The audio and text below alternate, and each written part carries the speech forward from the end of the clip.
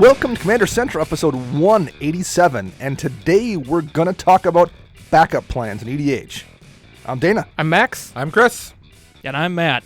It took you a second, Matt. I wondered if you were going to remember to jump in there. I was debating just sitting here and waiting what would happen, see what would happen if This will leave an awkward silence. That's right? always great on radio. Absolutely. Matt Birdie, welcome to the show. Hey, thanks for having me. Really appreciate it. Now, you're the first. This is one of the tiers of Patreon supporters. You can actually come be on the podcast. And since you actually live nearby, you're literally here recording with us in the Dungeon of Love. Absolutely. It's fantastic down here for those playing along at home. I had to put pants on.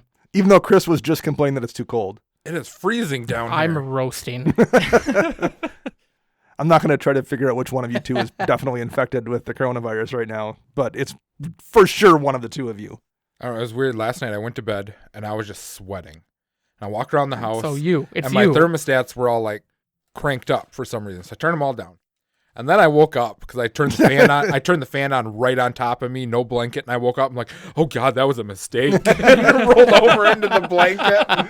A couple weeks ago, because I record the EDH Recast remotely, I do it in my basement. And my furnace is down there, so I usually turn my furnace off for like the hour that we're recording, because it's whatever. A couple weeks back, I forgot to turn it back on. and I when I got up in the morning, I'm just like, why is it so cold in this house? And my wife's even like, yeah, the furnace hasn't kicked on at all, but I don't know what. Can you check and make sure it's? I'm like, oh, I didn't even tell him. Like, I didn't turn it back on. And I'm like, uh-oh. Oopsie. At least it wasn't like one of those nights where it was like 20 below or something. So it was, it wasn't terrible, but like, okay, mental note, sort of make a note for myself after I turn that off. What you do is you put a Post-it note on your computer that in bold letters, turn the furnace back on. Right. Should do. So, Matt, welcome to the show. Thank you for supporting us on Patreon. We appreciate it. Yeah, absolutely. I appreciate it. Appreciate you guys letting me come on and ruin the show a little bit with all of my ums and all of my fantastic nervousness of being on the podcast for the first time. So why don't you introduce yourself here? Tell people, this is an interesting story to a degree, because you play at our shop, but you're not necessarily local. Yeah. So how did that come about? So yeah, a little bit about that is if you'll indulge me a little bit, I started playing Magic when I was a kid, probably around the time of Ravnica City of Guilds. Okay, so like we're talking 12, 13 years ago at this point. Yeah, give now. or take. My cousins and I, we actually bought some of those old intro decks that were guild themed. Okay. And we knew nothing about how to play, and I thought, hey, these cards are really cool. They look cool, and I was like 10 or 11 at the time, or whatever, however old I was, and they ended up living far enough away that we didn't really get to play a whole lot. So the cards ended up getting lost in storage, or I moved on, or whatever. But then when I went to college, I actually kind of got back into Magic. And I went to my local gaming club, and they're like, I'm like, hey, what are you guys playing? They're like, we're playing Magic. And I was like, Magic? I remember that from when I was a kid. I'm like, but these decks look huge. And they're like, yeah, we're playing this EDH variant. So I borrowed a deck one night and absolutely fell in love with the format. And then there I was. I kind of got sucked into starting my own decks and all that fun stuff. But when I graduated, I didn't have a good play group near me. So I kind of not really fell out of it again because I kept all my cards and I held all my decks. I'm like, man, I just don't have a good group. And there came a point where my wife wanted to start playing. And she's like, hey, we should start looking at some cards and some decks. And, of course, it turns out that she's a huge mono green fan. So she's like, we got to find all these cool green, big, fat creatures so I can just turn them sideways and destroy you. And I was like, that's fantastic. Gee, thanks. So I started looking for YouTube content because I had listened to podcasts like The Command Zone and some other, more popular content creators at the time. And I tripped across this really weird YouTube video. It was like talking about, the best green cards in EDH. And it was one of your guys' episodes, and I'm like, I got some time, I can listen to it. I'm like, man, these guys they got some good points and got some good cards, and you guys had mentioned that you're in this in the shop in Eau Claire. I'm like, wait a minute, I only live like an hour away. I don't live too far from Eau Claire. I could come play. So I gathered all my stuff up and told myself that my decks were fine and I'm totally going to be okay. Spoiler alert, I was not. But I had a good time anyway, so I came into the shop and found you guys, and here we are. So you still kind of, whenever life makes it easy enough, life or work, you still come over and play with us probably once a month-ish. Yeah, I try when I can. Having a young kid and being only a couple months into my new job, it definitely makes scheduling interesting. But yeah, I definitely try to get there when I can, and I have a lot of fun every time I come. Because I think we did mention it in the show when you guys had your baby. That was before Christmas, I believe, right? Yeah, just before Christmas, the beginning of December. And you named her Dana Christine Maxwell Birdie, which I thought was really nice to honor us. Christine. So yeah, we appreciated that as well. So what's your favorite deck you're currently playing right now? Oh, the deck that I've become rather infamous around our shop and the podcast of my Lazav the Multifarious deck. That's a really cool deck. Yeah, I built that. Came kind of from a point of where I liked Sultai, but I'm like, man, green just seems too easy. How can I make it more challenging for myself to play? So I picked up this Lazav because I'm like, man, I've been meaning to build this deck for like months now. I'm like, you know what? I'm finally going to put it together, and it's just been fantastic. I love playing it. It's fun to play against too. So that's. Are you brewing anything else in addition to that, or are you kind of in stasis right now? Well, I'm trying to slow down because my other thing I'm sure people at the shop know is I always come with new decks. Right. So I'm trying to slow down what I take apart and what I bring to the shop. So I'm actually in the process of brewing my March and or April deck. I'm trying to build one deck every month or two, and it's currently a Saskia the Unyielding deck. Oh, I'm nice. kind of working on right now. So. Well, Max, this might be a time for me to segue you, since Matt is here via Patreon. Yeah. Tell us how you also, Flawless as a segue. listener, could be on the show. So the guest spots are our top 2 tiers on Patreon. So head over to patreon.com/CMDR Central and check those out. All the requirements are there. And if you can support us at any level, we graciously support it. Like I said, I am wearing pants tonight for like the first time in a long time, just because we have a guest. No, it's because it's cold down here. No, Why not both? it's because we have a guest. But yeah, head over there and check out our reward tiers, and anything you want to join or support us, we are graciously thankful for. Yeah, we definitely do appreciate it. Do we have any new supporters we need to rattle off here? We do. We want to say thank you to 2 new people, Josh Gronke and the Bow Tiger. I like that name, Yeah. the Bow Tiger. It's a good code name. That is, all right. Well, if you want to reach out to us and just say hi, how would you do that, Chris?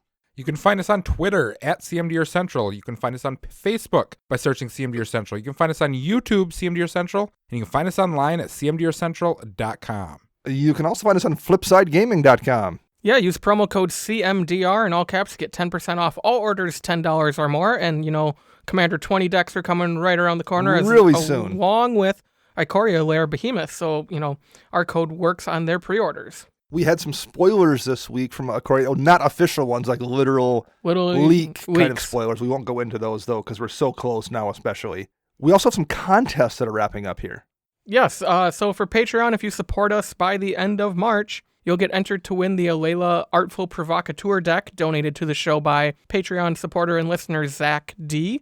And on Twitter, we are giving away that full art Altered Marath Will of the Wild done by local friend of the show, Ben Johnston. Very cool. Any fun games get played this week? Nope. None from you, Chris. You're just upset because you didn't get to win with Approach. So we had actually No, my funnest game was actually the last game of the night when I played Dana. That opening hand I showed you of 5 lands, Phyrexian Arena, and Fires of Invention. Yep. Oh, it snapped off hard. I felt. Did you win that game? Oh, it was bad.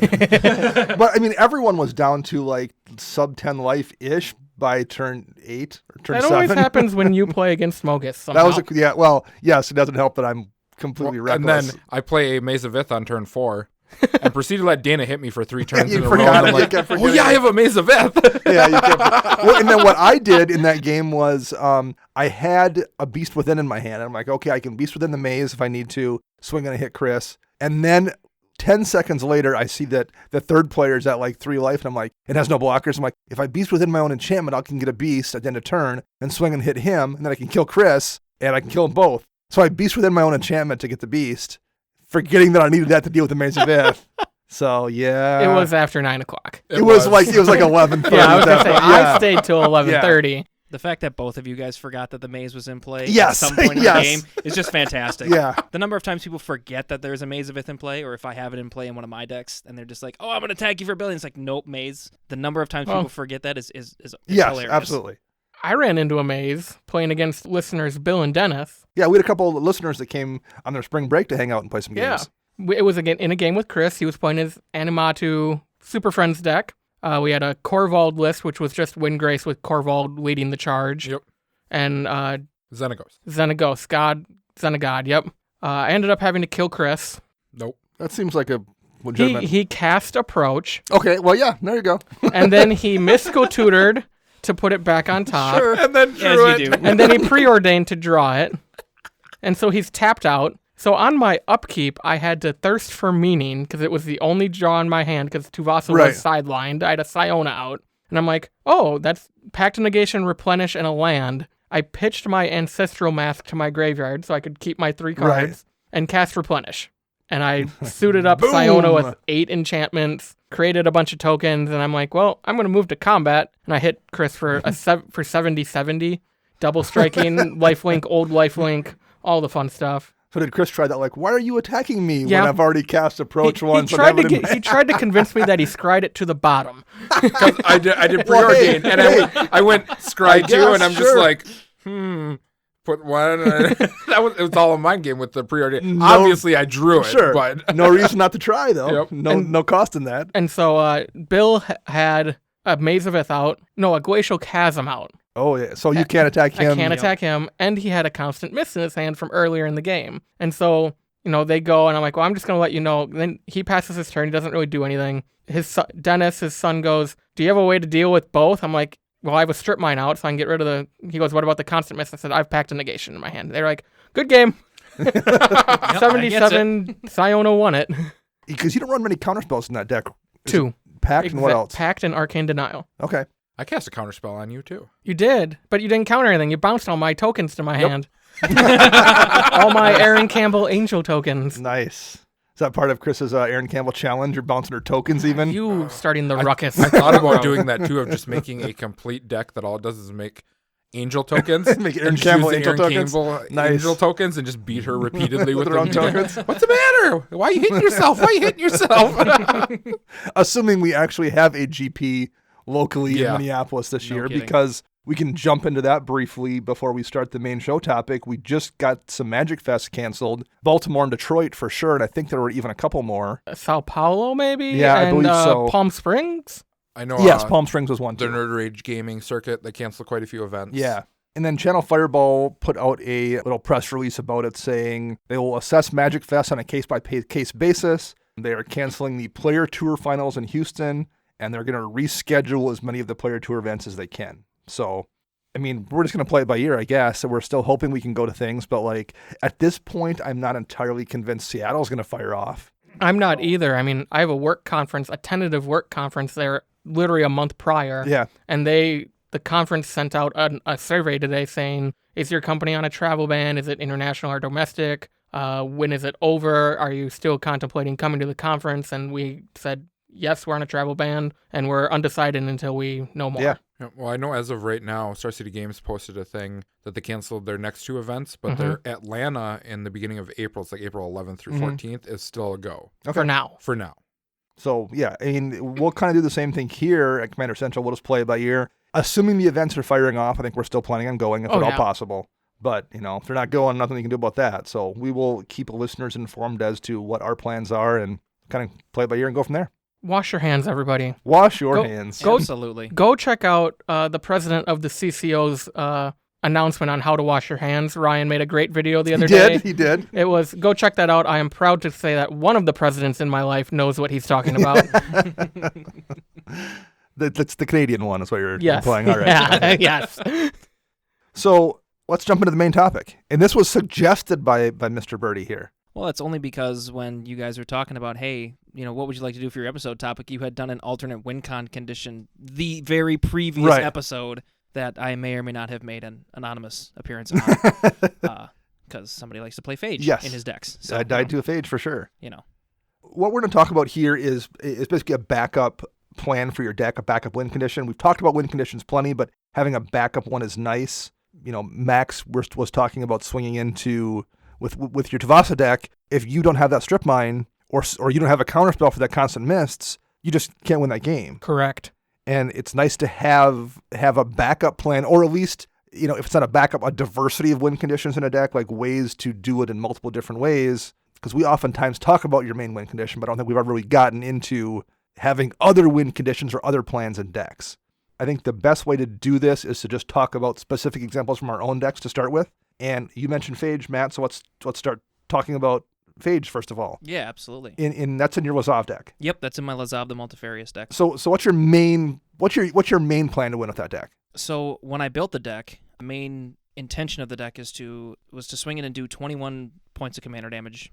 Just build it like a Voltron deck. Sure. In unexpected Voltron colors, because when I started back in college, hey, Rafiq was the Right. The big Voltron deck, so you're thinking, And ant Demir, colors. Demir, you definitely aren't expecting You're not to get expecting it, domed yeah. for 21 commander So, damage very often. you look at things like, for a while I was running Yargle because it's a 9/3, and you just suit them up and you turn Lazav into Sure. Yargle in the middle of the combat step. However, 21 points is still hard to get in Right. a hit or two without people going, hey, you know what, I'm at 17 Lazav damage, let's kill him. So I started thinking, okay, I need another way. So I've always wanted to run Phage in a deck. I almost actually built a Phage deck in and of itself. And I was like, I've got a Phage. I'll give this a shot. And it turns out it's hilarious. And I love to turn Lazav into Phage. It's hilarious and good. Yeah, in the middle of the damage step, not even in the combat step. It's like, okay, announcing no blockers. Okay, in the damage step, turn it into Phage. And now I've Phage touched you to death. Right.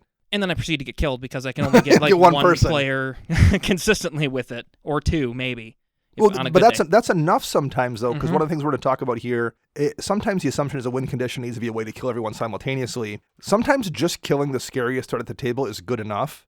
Sometimes killing that one person who's leading buys you all the time you need to take care of everybody else too. So what you're saying is killing Reki first, Right. Is what Yeah. it can buy you enough time to stabilize. Well, Okay, like I got I'll it. give you. Here's an example that happened this week. What's the card that was in Modern Horizons? Is a Plague Engineer when you name a creature type? Yes. Creatures that, I get okay. -1/-1, and Yeah. he has Death Touch. It was a 3-player game, and I dropped Plague Engineer and named Spirits against a Kaikar deck. Oh, brutal. And his entire deck revolved around Kaikar tokens and making things with those. At that point, though, then I only need to kill one person, basically, because that Kaikar player is literally doing nothing. Done. Yep. So sometimes, like, just taking care of one person, if someone else has gotten shut down or they've got to that big lead and everyone else has just beat them into submission, like, you don't always need to have a win condition be, I win the whole game. Plenty of times just killing one person buys you enough time to get it done. And Phage, it definitely does draw you heat, but like there are plenty of times too when I've seen you kill somebody with Phage and the rest just falls into place. You're like, I've dealt with the threat, I can deal with the rest of the people in 2 or 3 turns. Yep.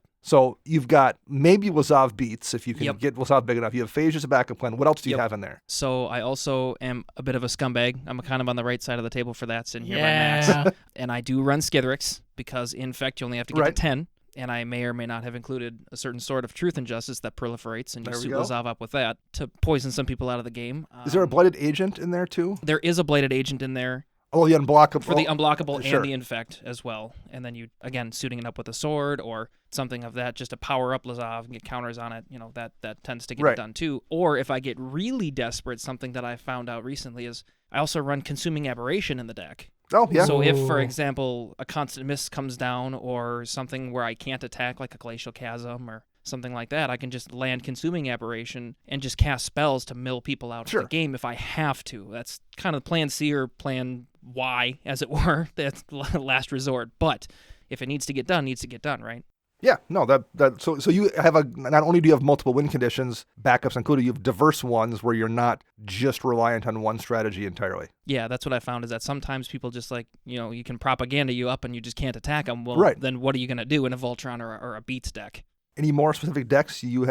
Gerard is one you've played. Oh, yep. My January deck was actually Gerard, Golgari Lichlord, and I'm having a lot of fun with that because the Beats is actually the backup plan in that deck. Sure, because you're planning to use the Gerard sacrifice ability Yep. to do damage to people directly. And just get big fat creatures out and just sacrifice them to deal 10 points of damage. Now, I don't run Lord of Extinction in the deck currently because I'm not looking to do it on turn 6 or Right. whatever. But, once everybody gets down to those high 20s or mid 20s, then we can start landing a few Escape a Pelucranos Unchained for 12, if something like that, just to sacrifice and get people down. And that's a deck where I purposely wanted to do it simultaneously because a lot of my decks are kill each player individually.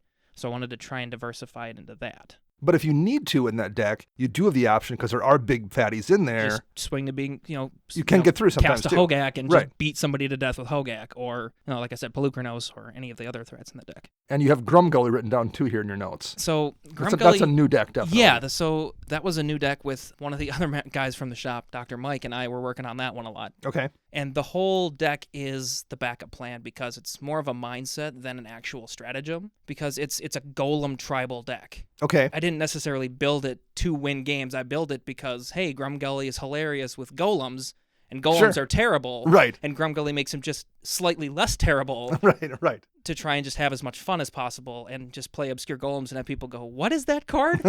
What is that? And then there may be a backup scumbag Blightsteel Colossus in there, but I can neither confirm nor deny. Hey, it's not a human. As That's long true. as it's a golem, Right. I would be Yeah. fine with It is a golem. Well, that's one of the things about doing like a terrible tribe. You're like, I'm playing all golems. You can't complain because I have one good one in here. The good one. And I was I'm gonna not, say, it is I'm not the good tutoring golem. this Yeah. thing up and jamming Yeah. him. Or not. If I happen to get him, I happen to get him. Yeah. Yeah. No, that's fair. Tooth and nail, I win. right. Okay, so that's one where you have different ways to go in there as well. Yeah, absolutely. And like I said, it's kind of more of just, it's not really about winning in that deck. Okay. Kind of the mindset is the backup of, you know what, I'm just here. This is just my casual, fun, let's have a good time kind of deck. And that if I win, great. If not, that replaces winning in my head. Okay. So Max, we'll jump over to you. Let's talk about a few of your decks here where you're deep on win conditions, have more than one plan. Okay. Ragnar Krav. Ragnar Krav. So it is a Voltron-esque style deck. My main win con is kill people with Krav, make them eat stuff, go Krav for gets it. giant. Yes. And I've died to Krav commander damage before. Oh Yes. my God, I've died to Yeah. commander damage so many times. I haven't. I usually get bonded out or something stupid out of that. So we'll move on to my first backup win con, which is the flag of Scumbag Nation, and that would be Blood Bond. Yeah. Sanguine Bond, Exquisite Blood combo. Yeah, it's easy to get off in that deck, and I try never to tutor for it. It's a game ender when you've been playing for 3 hours. And both halves of the I've card totally are good on their watched him own. tutor for it before, though. Well, and I used to have, to your point, Dana, I used to have an Alayla Artful Provocateur deck where I would even just cast one of them. And like you said, one of them is It's a good card. enough. They're both good cards, right? The next backup plan is Token Swarm. This is a token deck because Krav needs to eat things. Yep.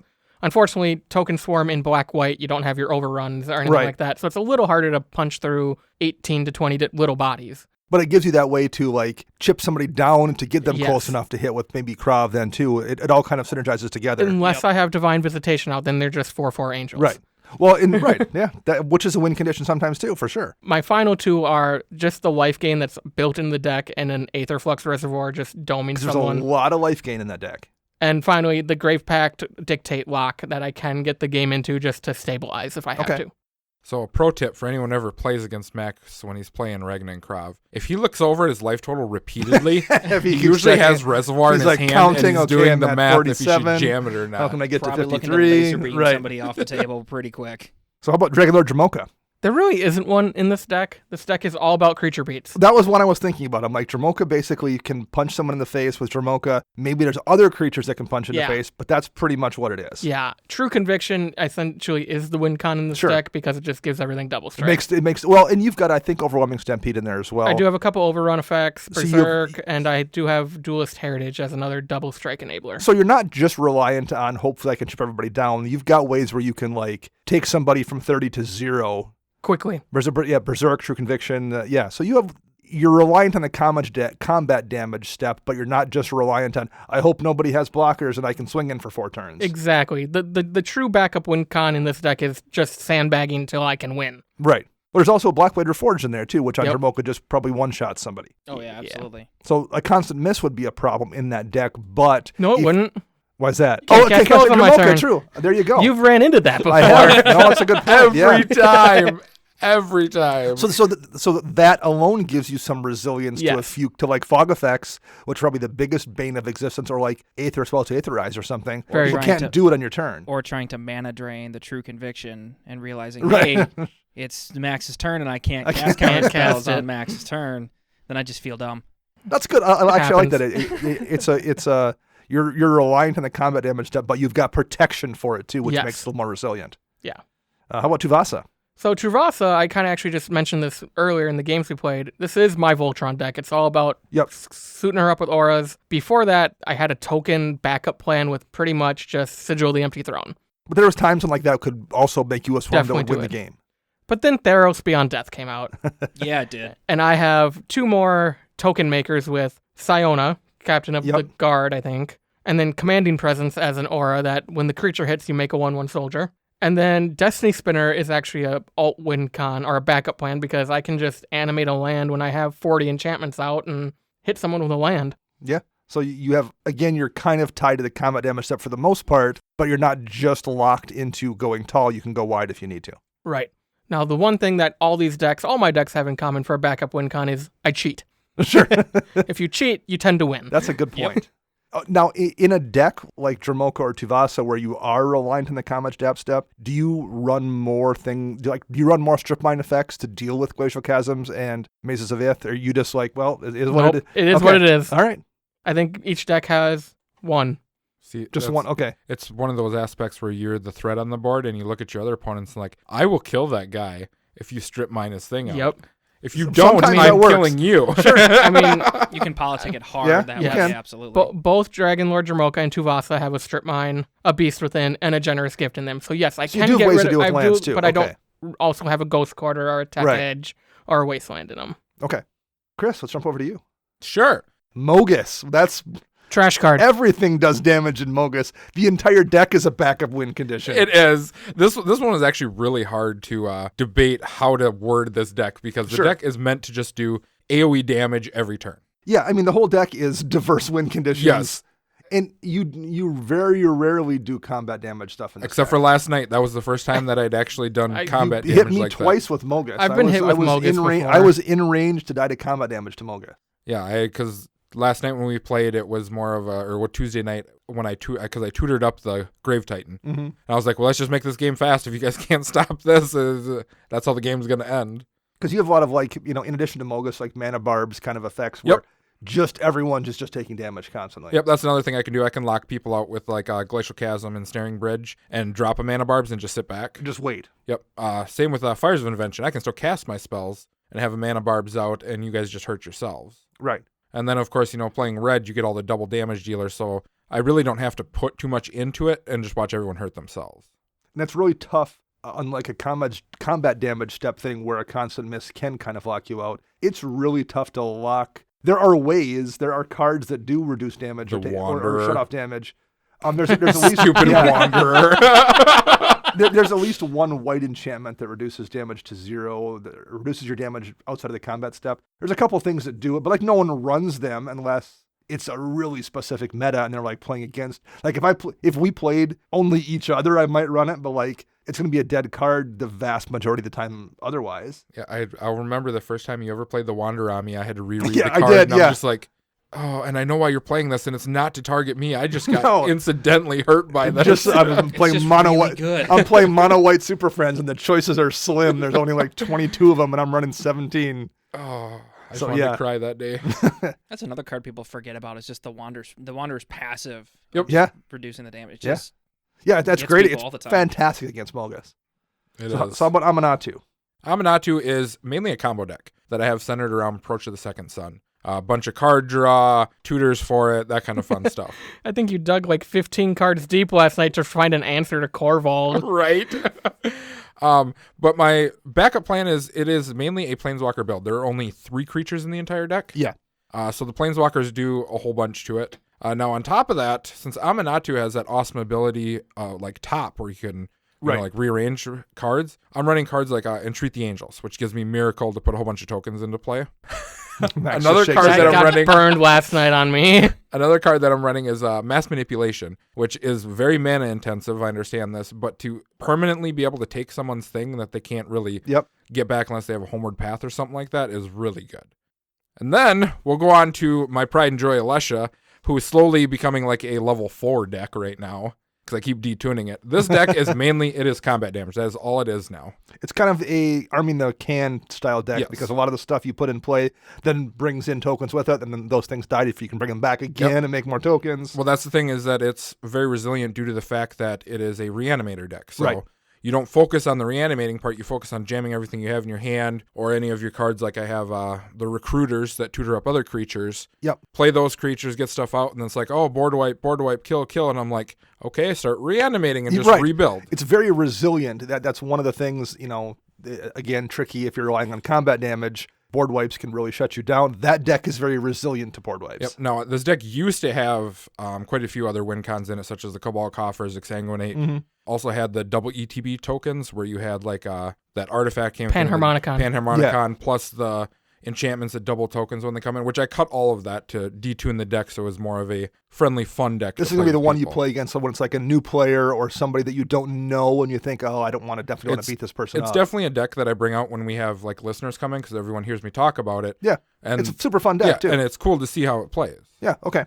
And they don't weep due to Mogus just killing them on turn 5. Yeah, and I mean, like, because I used to have, like, the whole Master of Cruelties, Right. like one-shot things in there, and I was like, this is all cute and all that, but against other people, I don't want to do it. Now, when I play against the scumbag sitting across from me right now, I would do it all day, every day. And he's talking about our guest, Matt. Right, there we go. I was going to say, which one? There's 2 of us over here.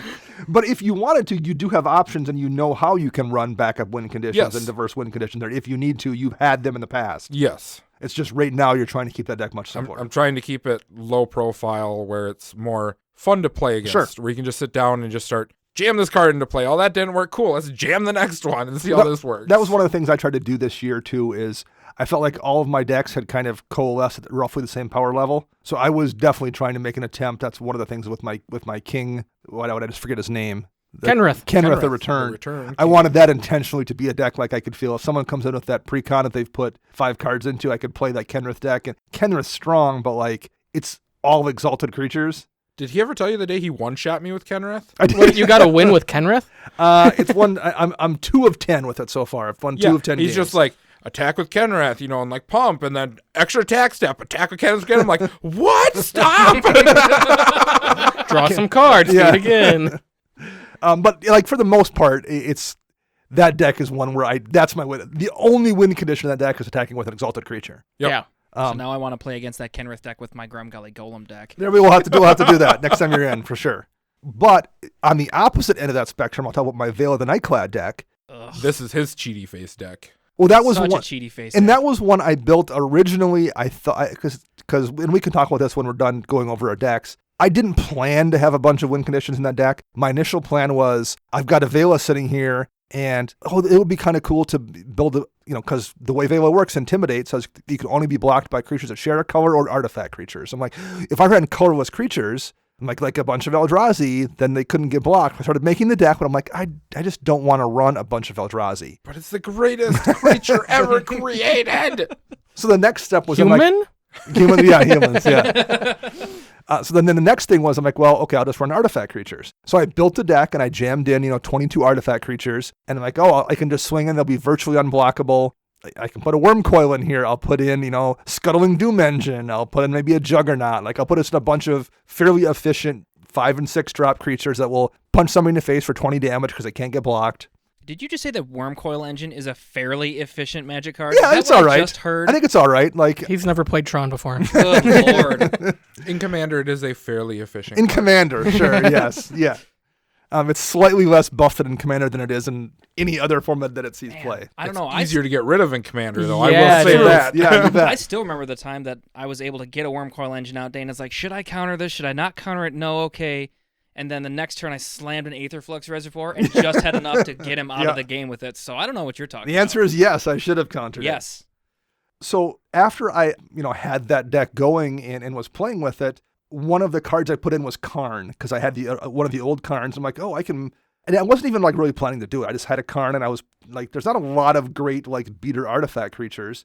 I'm like, oh, cool. Once I had it in the deck, I'm like, I can animate my artifacts, all my mana rocks, and those get unblockable too. Well, that's really useful. Then the Antiquities War came out, was released in, that was Dominaria. Yep, because it's a saga. Which also has an ability to animate artifacts, and it like plays well with the artifact deck. So now I have multiple ways to turn my mana rocks into beaters. So I'm not entirely reliant on creatures, or if somebody board wipes or whatever, I can still have a chance to next turn drop Vela, make a bunch of stuff into artifacts into creatures, swing through. So then that kind of added one more layer. And then at some point, I added a couple Tezzerets in just because he plays well with artifacts as well. And then discovered, okay, well, most of these Tezzerets have an ability where you can deal damage to a player based on the number of artifacts you control, which then I say maybe I will put a Revel in Riches in the deck to give me more artifacts for the Tezzerets. Revel in Riches is then a win condition. And then something like Mirrodin Besieged comes out that's going to make me artifact tokens that feeds in with the Tezzerets. And always And beats it's Chris. a win condition on that card. So that card has a way to kill somebody just built into it. Yeah, and I was in both of those games too, and I lost to Mirrodin Yeah. Besiege twice. And I'm just looking at this. How did this happen twice? Well, and then It's Vela, happened to me 3 times. well, and then Vela has an ability on Vela where whenever a creature leaves play, it deals damage to a person. And at some point, I have Vela out, and I have Karn out, and I've got a bunch of treasure tokens of Revel and Riches, and I'm like, oh, if I animate those treasure tokens and make them into creatures, and they'll die immediately because they're 0/0s, and Vela will trigger, and I can just kill everyone by animating my own treasure tokens. So I found a bunch of other ways to kill people in that deck without me being, it's not like I'm a super smart person and like planned all of this out. It's just as like 2 years have passed, I've just added a card and happened to find a synergy that works with another card, that all makes the deck work really well, and it gives me 15 different ways to kill people. Sounds like a combo deck. So correct me if I'm wrong, Max, but did we not have a discussion with Dana a while back where he was like, Vela's got like a 70% win rate? Dana had that conversation with us. Okay. Well, one of the things I'll mention this because I pulled out Right Replication. It was a card that I pulled out of that deck. That was another win condition too that didn't rely on the damage step because I could just. It's a great card on its own, but like, hey, Vela's out and everyone's at 22, and if I kick Right Replication on Vela, it's going to deal 30 damage to the whole table. Yep. So, and especially like if you have a tutor, it's almost always the obvious tutor target. So I just pulled it from the deck. But like that was one too that I had in there that I wasn't really planning on being something that was always a win condition, but it was. So that's just a good example, I think, of a deck where, the Elder Spell, a couple of those Tezzeret ults are backbreaking. Tezzeret Master the Bridge, where you can just start playing the top 10 cards and you just put the artifacts into play, or the Tezzeret, not the Seeker. The Seeker is an animated artifact one, but Artifice Master, where every turn you get the tutor thing into play. If I Elder Spell someone's creatures and all of a sudden I can ult a Tezzeret, it's not necessarily a win condition, but like it's really tough for somebody else to come back from me getting that emblem too. So that's just a perfect example of a deck that has 15 different ways to win baked into it. And it's really, if you stop one, I might have 3 more. Do you know I do have a card that is currently waiting for a spot to go into Mogus just to fight this deck? What's that? It's called Ancient Runes. That's the one where you deal damage to a player on their upkeep to the number of artifacts they control. Yep. Like we were just talking about that recently. Another one I'll mention here is my Mina and Den Lands Matter / Landfall deck. And kind of the same thing happened there. I have not seen you play this one in quite a while. And I don't play that much, I think, in part because I felt like a lot of the Lord Windgrace decks people built after Windgrace came out kind of overlapped it a lot. It just made it less interesting. But it's still a fun deck, and I still have it together. That was one kind of the same thing. I'm like, oh, I want a Landfall deck, and I'll just like play creatures that do things when lands come into play, like Avenger of Zendikar or Baloth Woodcrasher, which is a 4/4 that gets 4/4 whenever you play a land. I'm like, oh, Baloth Woodcrasher. There'll be times I can do 3 or 4 landfalls a turn and just dome somebody for 20. So that was like the plan there when I put that deck together. And then at some point I noticed like, well, that Baloth Woodcrasher that can hit somebody for 20, or the Avenger that gets big, or Multani, the new Multani that gets +1 for each land you control. Hey, Chandra's Ignition is just a win condition sometimes. It's a great board wipe, but there are times that just kills people. And then, I put a Berserk in the deck, which I think you run into Mocha too, Max. I do. Because again, if I've got an 18/18, that's sometimes good enough, but sometimes you need to go over the top, and Berserk lets me just one-shot somebody. And then sack it off to Greater Good. Then, well, that's the next thing. Like I have Greater Good, I have Momentous Fall, I have Life's Legacy in the deck, which aren't win conditions. But when you draw 28 cards off they might as well be. I'm gonna find one. I'm gonna draw one of the things that lets me win the game. Mm-hmm. Whether and that might be one of the things I mentioned. That could be Kessig Wolf Run. That next turn lets me pump the 14 land I've put into play and lets me double up some giant beater anyway and give it trample and swing through. Rubble Hulk lets me instant speed combat trick and give a creature +1/+0 for each land I control. Man, I love that card. It's a great Blood card. Rush. They need to give me Blood 3 Rush mana again. to do that too. That'd be awesome. Valkut, Scape Shift, Splendor Reclamation combo. Like you don't even need all 3 pieces. Sometimes Valkut alone, if you're doing a bunch of landfall stuff, is enough to kill one person. But if you happen to have the Splendid Rack and or the Scape Shift, and then Sylvan Awakening, which is in Dominaria to turn lands into creatures. Into 2/2 indestructible creatures. And I think they have reach too, I believe. I don't know if that really matters. Yeah. Usually you're attacking with Right. them. Indestructible is the big part. Right, yes, because usually you're like, oh, if somebody board wipes, that's bad business. But like it gets around that too. So that's a deck where a lot of that's combat damage stuff, but not all of it. Valkut definitely isn't. So I can get around somebody's Glacial Chasm if I don't have a strip mine out, or I can get around that constant mist sometimes. So that's just a good example of a deck where that also has a bunch of different ways to punch through on somebody. And that's why I play Blood Moon in my red decks. Yeah, Stop those other lands too, because there are just no ways of stopping them. Right. Why I run 10 Cyclonic Rifts. It's fine. But I think we've all had those games too talking about that where like I need to deal with that Glacial Chasm and I know I have 2 ways in this deck, but I've not drawn one of them. Like it's a 100-card deck. You're just not going to see your stuff every time. Oh, I'll totally blow a Vampiric Tutor or a Demonic. go yeah, get for that sure. strip, Yeah, yep. absolutely. Someone, what'd you tutor? Oh, I'll show you. It's that strip mine I'm going Find you for. right now. So if you look at that deck and you're like, okay, the only thing I've got here is creature beats or whatever, and I want to have some other options, how can you fix that? Like, what are your options to basically diversify a deck? I usually start with like land base. If you can find anything within the land base that helps to diversify it, such as your Valkut and stuff Sure. like that. Or that's a good way to start because Yeah. your lands are easily swappable. It doesn't actually take away from your original game plan of your deck. what's the Shadows over Innistrad land that turns into the giant creature? Westvale Abbey. Westvale Abbey in a black-white deck really is oftentimes really, really easy. Do you have one in your Red Crop yes, deck? I do. I mean, we didn't even mention that, but like that's oftentimes a way to win a game. Yeah, and it creates tokens, so you don't ever have to flip it if you don't Right, want it's to. a Just good the card on its ability own. to keep spitting out stuff. Dark Depths, if you happen to have, a deck that can take advantage of. I watched the Dark or Depths abuse get it. Cyclonic Rifted. Oh, nice. Non-overloaded. Yep. Single target buy, Marilage. To prove the point. No, it was going to kill me. I'm like turn 5. Oh, Well, and sometimes you have to play the deck to figure them out too. Sometimes like you have one plan, and then as you play the deck, you kind of see like, oh man, this thing actually is really effective. And if I lean into it, it gives me another plan, even if you didn't intend that to be a thing initially early on. I like things that you can put out that just give you incremental advantage that you don't have to put into it farther. Like your enchantments or other permanents that'll do something like Sigil of the Empty Throne we'll take, for instance, or whatever. You can just spit out tokens, but it's already part of your game playing plan. into We're your already theme. playing Yep. enchantments anyway. Yep. A token deck running Divine Visitation. Right. I'm already making a ton of tokens in this deck. Let's make them angels. So why not make them angels and just make it easier to do the thing I'm already doing? Yeah. So it's kind of amplifying your existing win conditions in that case. I think it definitely means you need to look at what you want to do. Do you want it to fit your theme, like Sigil of the Empty Throne or Blood Bond or whatever? Or do you want to go kind of off the beaten path and say, well, I'm playing mono green. I could put a Helix Pinnacle in this deck, and maybe do I'll make get a that win. I do make a ton of mana in this deck. Right. Maybe I'll get the win that way. Like, is it worth putting in that obscure mana sink into your deck just to do it? And sometimes there are situations too in certain decks where you're like, oh, as part of my plan, I make a ton of mana, so why not put that in here? It doesn't have to be like, I hope I get 100 mana on Helix Pinnacle. Sometimes it's like, this deck routinely is designed to make a ton of mana.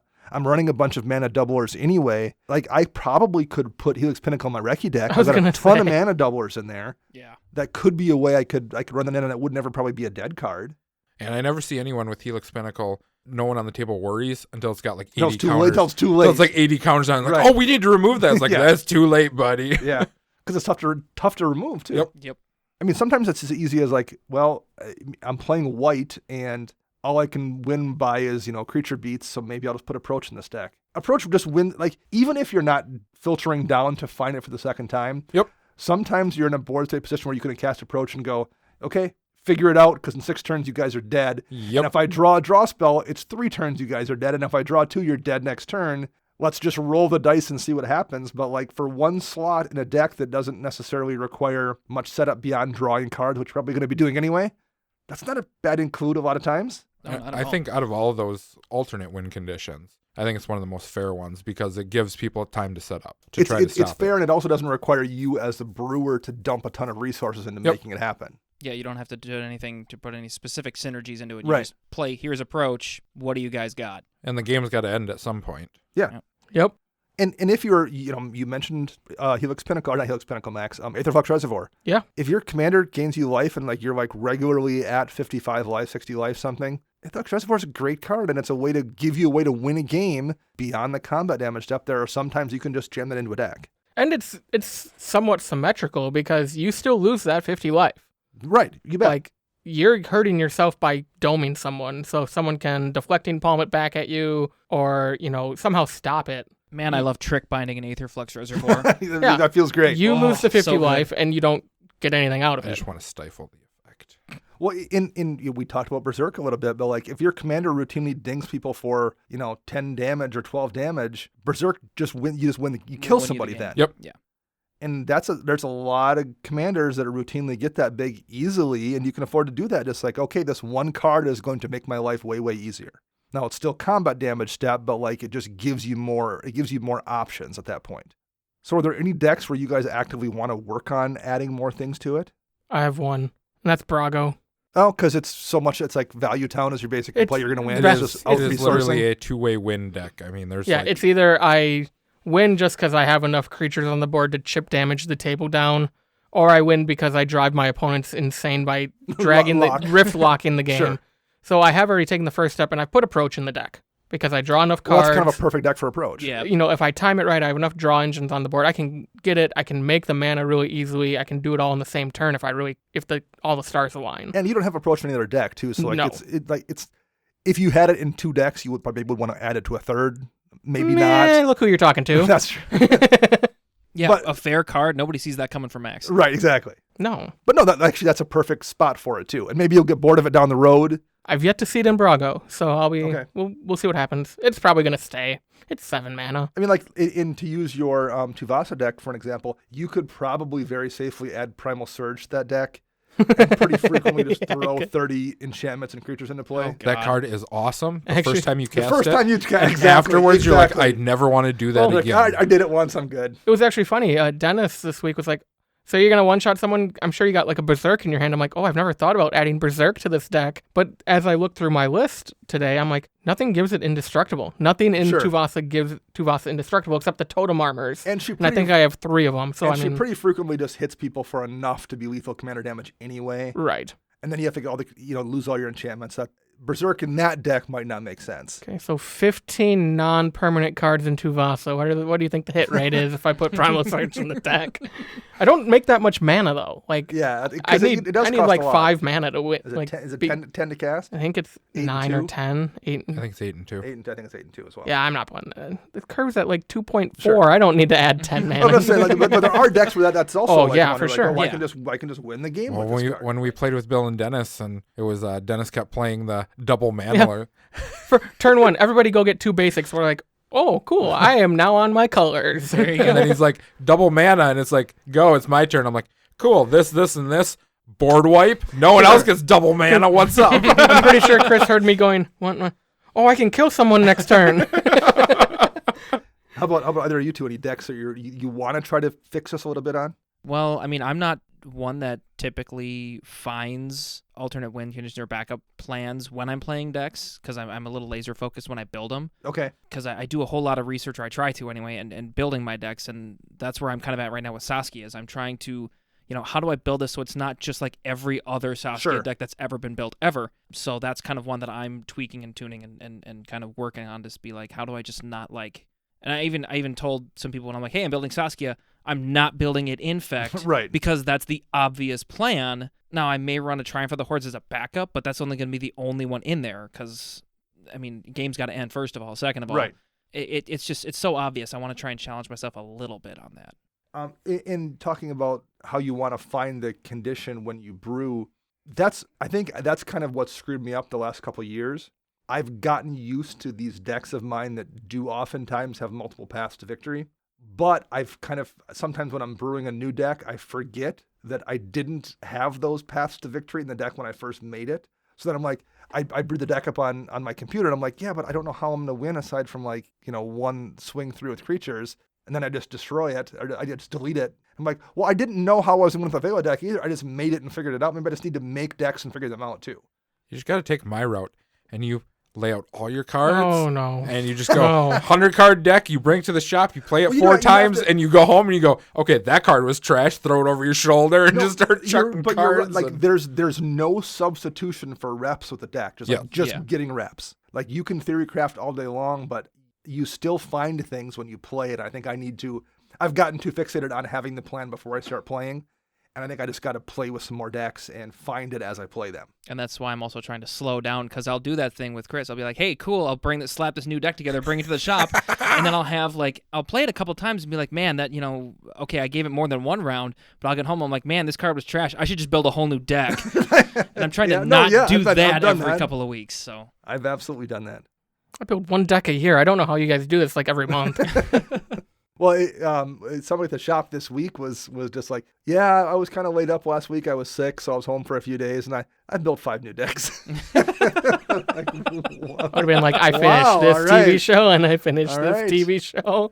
That's my issue too. Is I turn on the Netflix and I'm like, magic schmagic. This show is really good. Get distracted by whatever's on the TV. Oh, we just got to switch too. So I'm in the middle of like I'm like however long Shield and Sword have been out for. I'm behind, but I'm like, oh, let's finally get through that now.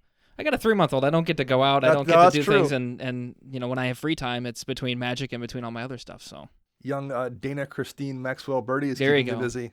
yeah, Christine. Jeez. Did you see I changed your notes in the Google Drive? I am a scumbag. Yeah. I assumed it was Matt. Over here, and he's like, Christine. And I'm like, I scrolled up next to his name. It says Max. And right after it says, I'm a scumbag. At least it's true.